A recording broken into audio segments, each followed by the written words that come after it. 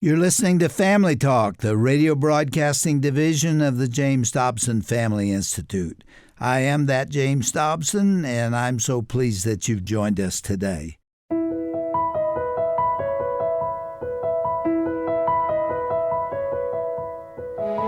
Well, welcome to Family Talk, the broadcast division of the Dr. James Dobson Family Institute. I'm Roger Marsh, thanking you so much for joining us today. As a parent, your child has probably already started their school year, and you know that what happens on the schoolyard, and especially what happens with the interaction with your kids' friends, can really have a huge impact on your child. It's important for parents to be leaders in guiding your children through the different stages of development, and that certain conversations can be a little more nerve-wracking to have with them, depending on the topic. On today's broadcast, and again tomorrow, we're going to hear a program that was recorded several years ago, but is still incredibly relevant today. We'll be diving into how and when parents should teach their children about, the birds and the bees, as we used to call it. Now, due to the nature of the content being discussed, today's program is not intended for younger listeners. Parental discretion definitely advised. It's important to consider that today's children are literally bombarded with so many different pieces of information, and that bombarding starts at even younger ages for kids. So it's vitally important for parents to appropriately manage the information their child has been receiving and not to leave them seeking for answers on their own. Unfortunately, many moms and dads avoid the all-important conversation altogether, and they wind up leaving it to the school to educate their children about the facts of life. So if this is an area that you could use some encouragement in, then be sure to pay close attention to today's program. Joining Dr. Dobson on today's broadcast are his guests, Dr. Kevin Leman and Kathy Flores Bell.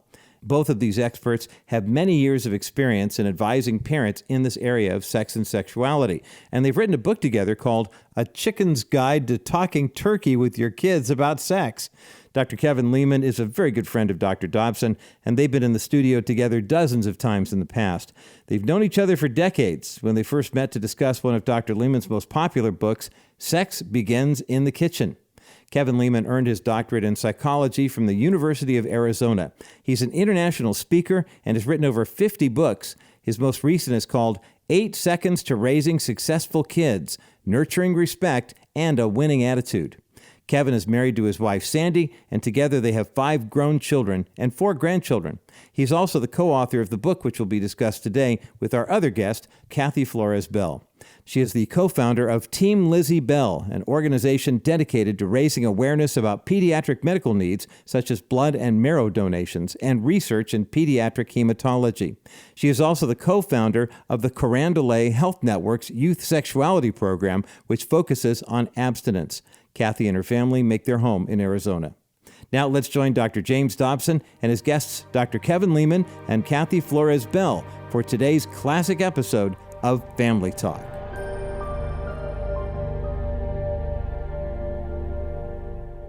Why is it so difficult to talk to your kids about sex? Why do people get so uptight? Why do their hands sweat when this subject comes up or when they need to bring this subject up? I had a teen mom and dad. And it was one of my mother's goals that we not enter the same situations that she lived. So talking about sex was something that was very easy in our family. When I started working with parents in teen pregnancy, they couldn't say 6 words. It was 6 words that held everybody up, and that was, part A goes to part B, the definition of intercourse. In those 6 words, it stopped an entire sequence of conversations that needed to happen in order to get to those 6 words. So they never got started because of 6 words. And over the years, that's what we continued to find, was that it was just such a challenge. And I think what makes it sort of interesting in terms of how Kathy and I approached this book was we don't want to start at home base, as we call it. We wanted to make it easy for parents. So we said, parents, a lot of sex education, talking turkey to your kids about sex, a lot of it has to do with hygiene. A lot of it has to do with when you have your first zit. What do you do as a parent? You take your kids down to Walgreens, you get something to deal with a zit, and guess what? You just made a great deposit in your kids' Fidelity Union bank account. So you're including in this topic the introduction to puberty itself. Absolutely. Yeah. That's And key. you know, The first period, key. all of the implications, Yeah. body odor, many things come under that heading. What we found in the classes was that hygiene education was really the gateway to talking about any kind of sexuality development. Little boys wanting to know about little boy stuff and little girls wanting to know about little girl stuff. And if the parent could stay connected in the hygiene education as that third grader and fourth grader and fifth grader was developing, then they could stay on board when the information or the education got a lot tougher. And so, yeah, we had to talk about body odor because it was normal, and anything that had to do with the body was a way to keep connected. You make quite a big deal in the book about not waiting till that, 15 minutes before puberty to have the big talk, kind of a dry mouth, sweaty palmed experience that makes everybody panic stricken. And you think that it needs to start a lot earlier than that with things that aren't overtly sexual. Right. Right? Right. Explain that. Well, both of us kind of had a wake-up call with our kids. I mean, I don't know too many parents today that didn't have some kind of a introduction into this subject matter where it was told that you're going to have a talk, that at some point in life there's going to be this presentation that you do with your kids and you're going to make it very memorable. I mean, both of us had these wake-up calls where all of a sudden the subject was upon us and we're shocked at the fact that we're looking at a 5-year-old. I mean, my son was 5 years old looking at a cow, and he wants to know how this calf got in the mama cow. And so I did all the normal, well, there's a daddy and a mommy, and his mommy's got a special place in the cow, and, all these things. And my son just kept pushing it and pushing it and pushing it till finally I gave him an answer. And his first response was pretty typical. He said, "Yeah, that's gross." And not 30 seconds later did my son, at 5 years old, look at me and say, "Is that what you and Daddy had to do to get me?" I was floored. That's one of the reasons it's Floored. scary, because the questions get highly personal, don't they? Well, in today's world where we're bombarded with everything we don't want our kids to see or hear, our sweet little 7-year-old daughter brings home the most famous 4-letter word of all and uses it at the dinner table. And my wife, she said, "Kevin, do something." And so I picked up anonymous daughter and marched her off to her room, and I said, "Honey, Daddy knows every word in the book, and so does Mommy, but she won't admit it." And I said, "What?" And you could tell by her, she was frightened and then crying. She knew she had said something very bad. And I took the time to explain to her what that word meant. And it was just like Kathy's experience, that she turned and after she calmed down and I assured her things were okay and life was going to go on, and she said, you mean you and Mommy did that?" I said, "Only 3 times. Only 3 times." But, you have to start someplace. And our message to parents is simply, listen, if your kids aren't asking questions, if you're not seeing the teachable moments, by the time a kid is 9 years of age, we know the researchers in developmental psychology tell us that's right. that kids think a lot about sex at ages 9 and 10. And especially today, because they are introduced to it. Walk through the grocery store. Far, far too Walking early. through I the think that checkout is aisle. so harmful to kids to hear things that commercials. In my generation you didn't hear till you were at least 7 or 8 or 9. Some kids in the preschool years start hearing about some of that. And it's very unfortunate. In fact, in California, they deliberately start teaching about homosexuality to kindergartners, which is about the stupidest thing I've ever heard. But that's what we are confronted with as parents. And so because Christian parents have not been the kind of parents they need to be, we've got states who think they have to teach kids everything under the sun at age 5, which is absolutely wrong. But the parent needs to be the teacher. And it's difficult. I'm convinced that Christian parents really don't want to talk to their kids about sex. I think that's as clear and accurate a statement as there is. But if you love your kids, you better. Well, working with the parents, one of the funniest questions is, why don't you talk about this subject with your children? Well, everybody's got an excuse. And I asked the parents, do you want grandchildren? Well, you have a unanimous 100%, everybody wants grandchildren. Then you say, well, we've got to talk to our kids about sex then. Yeah. And then they say, you're right. How are we missing this? And that becomes the problem, because there's that entire fear out there of everything that they know that's happening. The questions that the parents come in, 5th grade, it's weighing heavy on their mind. Can my daughter wear thong underwear? Can my son, can we pull out and talk about the different machines that are now in the bathrooms? What they see in the magazines. I take an array of Young American Girl magazine to Discovery Girls magazine to Girls Life magazine. And I have to show parents alone, not with the kids in the room.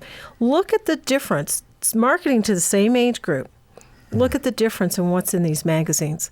And they're marketed for young girls. So parents have this enormous fear. What are we going to say, Kathy? Map it out. Make it very specific, because we're overloaded. So when the moment hits us, we, spew all this stuff out. Well, I'm Roger Marsh, just jumping in for a brief moment at the midpoint of today's edition of Family Talk. We're listening to Dr. James Dobson's conversation with his guests, Dr. Kevin Leman and Kathy Flores Bell. I hope you found the first part of this program to be very encouraging and informative, especially for those of us parents or grandparents who've had a little trouble talking with our kids about the proverbial birds and the bees. Now, here on the second part of today's conversation, we're going to hear from a group of college students. These are Christian kids in their late teens and early 20s, and they will share about what their Christian parents taught them about sex. So let's join them now for the remainder of today's edition of Dr. James Dobson's Family Talk. I went and asked my mom, and she did give me a book, a kid book, with like little drawings of little people in there. Through high school and talking to peers, I got a little bit more information. But it was something I always sought to know, but just was never told. I had the view that it was ugly, and I didn't see it from how God sees sex as a gift that He's given us. I don't remember them ever sitting down and having like that awkward sex talk. One time I remember my mom sat me down on my bed and talked to me about masturbation, and that embarrassed me. It was really, really, really awkward. And a lot of times it encompassed everything about sex, lust, and pornography, and so we hit on those issues as well. The kids in Africa and the little kids that run around naked because they don't have clothes, why aren't they having babies? Because I just thought that it was just two naked people like against each other, and I was so confused. I still did not get it. That gives us a pretty good perspective on it. Now, these are young people, most of whom grew up in Christian homes, and yet their parents never quite got around to talking about this subject. Is that typical? Yes. Is that, if you took a 100 students like this, well-educated kids, how many of them had parents that did the job right? Very few. Very few. I mean, I'd put it in percentages of probably 10 to 15% would be a good guess, that really took the time to talk to their kids about this marvelous gift of sex. And I think what we miss so many times is, I recall a morning driving my daughter to school, and I simply said to her, I said, Hannah, I got to tell you that your dad, as old as I am, I said, I'm looking at your life right now, and I just got to salute you, because you've really made some great choices in your life already. And I enumerated them, and one of them was the kids you hang out with at school. I said, I noticed you don't hang out with those little sleazeballs down at school. And she looked at me, sleazeballs? She didn't say it. She just gave me the look like, how did Daddy know that word? And I said, honey, you've already made the good choices. And my prayer for you is that you'll always remember. And I shared with her that Sande and I, when we were married, we were virgins. Our kids know that. There's a lot of parents listening to us right now that said, hey, great for you, Leman, but that wasn't my story. And that's another inhibiting factor, because parents today are afraid of their kids. They're afraid of the questions they're going to ask. Hey, parent, it's time to grow up and be the parent. You don't have to tell kids everything about your life, but you still have to give them the kind of parental guidance and information that they only can get from you. And if they don't get it from you, they're going to get it someplace else. And it probably won't be the way you'd want it done. And it probably will have a lot of misinformation in it. So you better just determined to decide what the best way and the best time is to approach it and get it done. So getting in a car, getting on the interstate. Now, if you ever took if your company ever sent you to a communication seminar, they told you a bunch of lies like to have honest communication, you got to be eyeball to eyeball.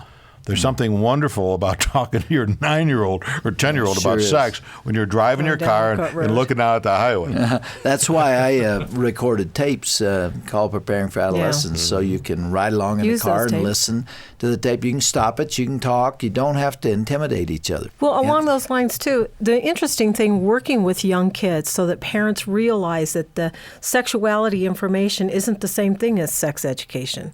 So sexuality information, we're working with the 9-year-olds and the 10-year-olds and the 11-year-olds. And they're asking questions like, well, how many times do I swipe the deodorant, Mrs. Bell? Do I do down 2, up 1?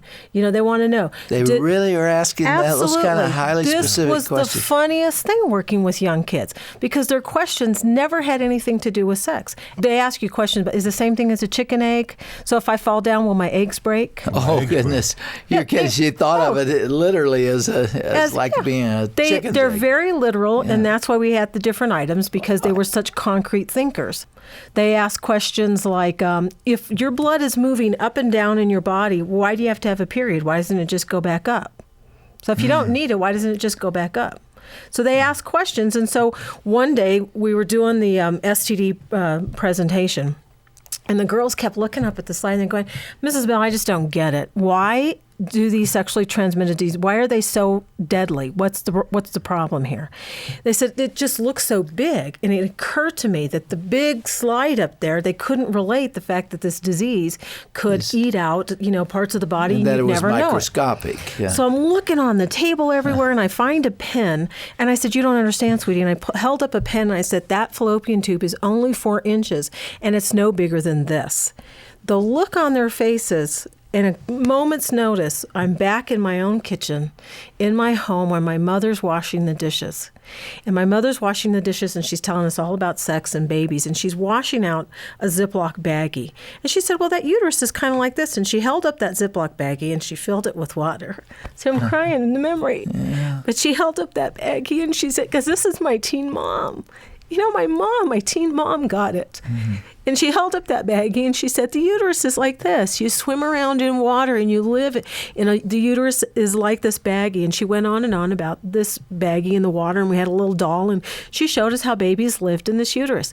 In that split second in that classroom, I'm back in my kitchen with my teen mom, and I'm realizing, if I ever want these kids to connect and to own the preciousness of their body, then I have to find ways that they connect. Yeah, Kathy, how'd she know that? How did she know that? Because she was young and she understood the concreteness of teaching, instructing had to be hands-on. Her words had to be something that she had a healthy ring. Appreciation for life. She did. She didn't abort you.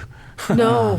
Oh, her story's incredible. And those tears tell us that you appreciate the fact that she put some effort into it. Because a lot of our life was so rough, having that kind of a family, uneducated parents, essentially.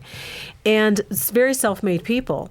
So I started thinking that I had to bring tangible things in. Is that a fallopian tube? Yeah, nobody had a budget. So I just asked the Lord, what should I do? And I would start seeing things, and I knew that fallopian tube had a little bit. So we cut off the straws, and so we get the girls, the teenagers, and they do 9 months of pregnancy. So we even show twins. And it's kind of nice because then you get the girls and say, now put that up. Where would that go? Well, is your body ready for this? Look at how much your body has to do for this precious life. And the girls get it without ever saying anything about abstinence at that point. They get it. Their bodies aren't ready for this, and that they've got to do different things to protect. So the little girl was so funny when we had the uterus all blown up, the balloon all blown up, and she said, well, what happens when that baby's born? What happens to that uterus? So we told her, well, let the air out of your balloon, and we showed her the difference. And she said, well, I thought my mommy's tummy was that uterus was flopping around still in there. So she thought that little roll of fat that moms get after they have their babies was still that, and she got it. She got what this muscle is all about. The eggs, this was the most profound piece, was taking this package of sugar. We raided cafeterias for the longest time before we learned how to.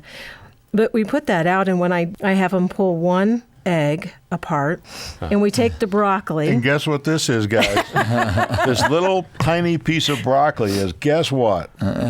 Yeah. Well, the kids want to know. They're very concrete. So we take one egg and one little sperm there, broccoli, and we put it together, and I look at the kids and I said, your body had all those opportunities to make a human being, but one egg and one sperm made you.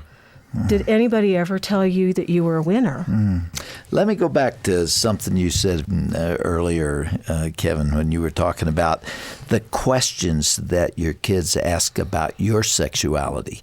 I think that is one of the reasons that parents are petrified, because they don't know just how personal those questions are going to get. Not only about whether you do this now, Mommy and Daddy, but what did you do when you were in the teen years? And if you are determined not to lie to your kids, and I don't believe in lying to kids, what do you say? Well, I'll tell you what I would say. I'd say, honey, I'll tell you, I not only made mistakes in this area of life, but I made mistakes in several areas.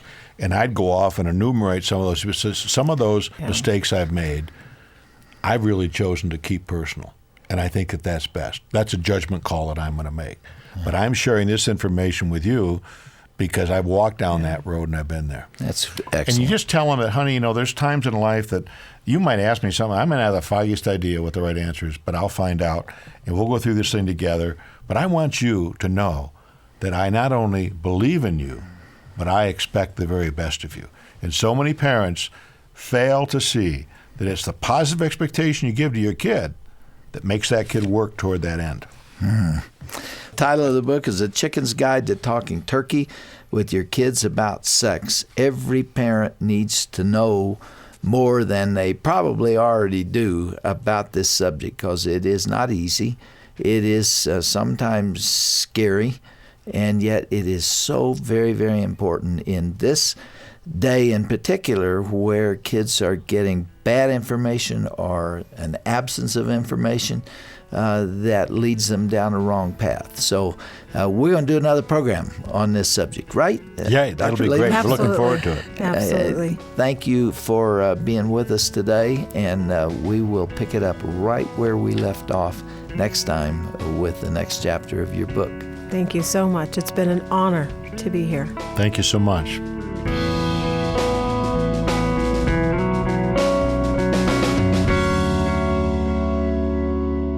If today's program has been helpful to you, then be sure to tune in again tomorrow for part 2 of Dr. James Dobson's conversation with Dr. Kevin Leman and Kathy Flores Bell here on Family Talk. And by the way, if you'd like to share today's program with another parent who may need this information, or if you'd like to review this material again for your own benefit, you can do so easily utilizing the Family Talk app or by visiting drjamesdobson.org/Family Talk.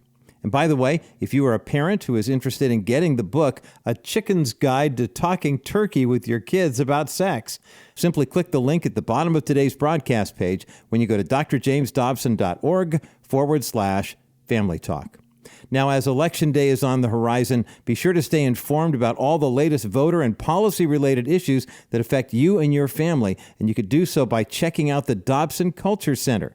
Visit drjamesdobson.org and then click on the Culture Center tab at the top of the page. So many of us want to see positive changes in our communities and all across the country, and Election Day is the perfect time to put that change into action. I pray that all of us will have the courage as believers to get out and vote during this election season, and most importantly, to pray. Now, you can start receiving our weekly culture update called Lighting Up Culture when you go to drjamesdobson.org, click on the Culture Center tab, and then follow the prompts. And also be on the lookout for our Decision 2024 podcast that will be launching next week, featuring some familiar voices that will be informing you on all things election-related, brought to you by the Dr. James Dobson Family Institute. As we conclude today's broadcast today, thank you for remembering that Family Talk is a listener-supported program. It's only because of your prayers and faithful financial support that Family Talk can continue producing the encouraging and insightful programs that you enjoy each and every day on the radio and online. Please prayerfully consider partnering with us financially, especially during these lean summer months. To make a donation, simply visit us online at drjamesdobson.org. That's drjamesdobson.org. Remember, you can securely give right there on our homepage or over the phone when you call 877-732-6825. That's 877-732-6825. And keep in mind, you can also send your gift securely through the U.S. mail. Our ministry mailing address is the Dr. James Dobson Family Institute, P.O. Box 39,000, Colorado Springs, Colorado, the zip code 80949. Well, I'm Roger Marsh, and you've been listening to Family Talk, the voice you trust for the family you love. Be sure to join us again tomorrow when Dr. Dobson continues his conversation with Dr. Kevin Leman and Kathy Flores Bell, discussing teaching your kids about sex right here on Family Talk.